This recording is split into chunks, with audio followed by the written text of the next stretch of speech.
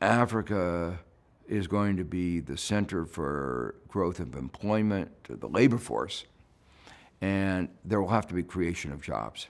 The strategy for economic growth that worked in East Asia, which was manufacturing, export-led growth, won't work. Global employment in manufacturing is going down, and even if they get a larger share of this declining global employment, it won't be enough to create the jobs that are needed for Africa.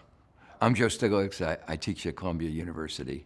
China's had an enormous success over the last 40 years as it's made a march to a market economy, or as they call it, socialism with Chinese characteristics, a distinctive form of a market economy or a socialist economy. It is distinctive in many ways.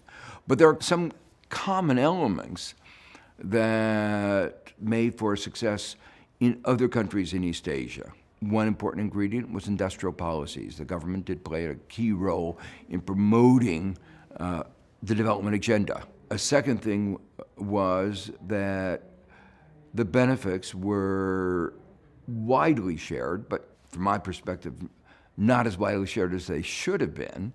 800 million people or so moved out of poverty is a major, major achievement, probably one of the most important events in global history. That was a very positive thing. At the same time, China's created a lot of millionaires, billionaires, and it's not clear whether the fruits of the growth have been as adequately widely shared as might have been the case. They emphasized a lot education, clearly important ingredient in their success. They emphasized openness to new ideas, but again, not as much openness as one might have hoped. The opening has been a dramatic change from policy before, and was one of the key elements of Deng's strategy. And I think it played a key role in their success. Another thing which I think is one of the impressive aspects of China's growth is its pragmatism on the one hand and its recognizing that at each stage of development, they have to change course.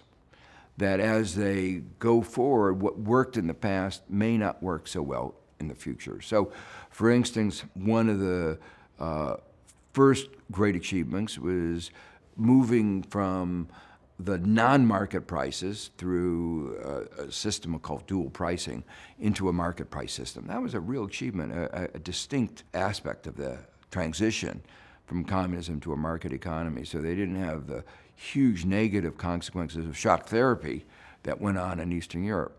And then the next one was they had the TVEs, the Township and Village Enterprises.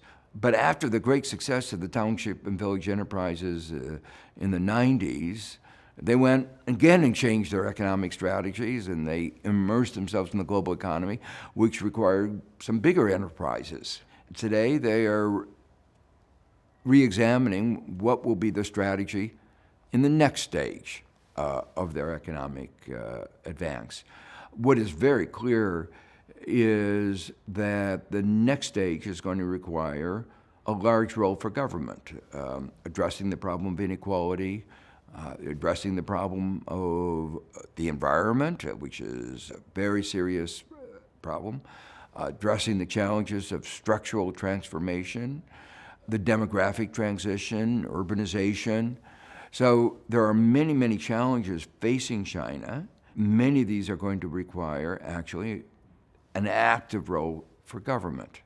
China has recognize that the market is an important means to an end, but it's not an end in itself.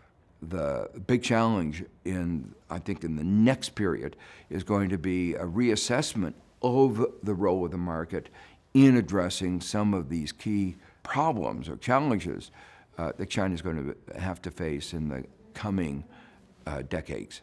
The recent anti-globalization movement and the disruption of technology, advances of technology, I do think represent a challenge to developing countries and emerging markets. And these changes will have different effects on different countries.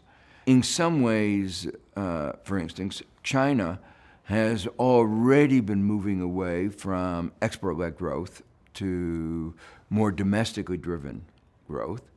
And these changes are going to accelerate that process, I think. It's been a slow process, and I think it's going to really push that process further along. For Africa, it will pose the biggest challenge because Africa is going to have a different growth model than that which worked for East Asia. It will have to be a multifaceted model, which will simultaneously think about how do we get foreign exchange, how do we create new jobs, how do we do the learning that was at the center of the success of East Asia. Unlike East Asia, I think they're going to have to take a multi-pronged approach in which manufacturing will play some role, but so will the growth of some services, which are called learning services, where the possibilities of learning are more important. Some of it will be trying to see whether the big commodities that they have, the natural resources, can be leveraged into a growth in higher value-added activities. One of the problems was that the West, both through the structure of the tariffs that they imposed and through what was called the structural adjustment programs of the 80s, actually led to a decline in manufacturing in Africa, just at the time when it should have been going up. Overcoming this legacy of colonialism and post-colonial economic policies is going to be one of the challenges, but also one of the opportunities that Africa will be facing. And there's going to have to be one of the prongs of the multi-pronged strategy that Africa will face will be how to make agriculture more productive, and not only the ability of Africa to become self-reliant on food, but also a better basis for its longer growth and employment generation.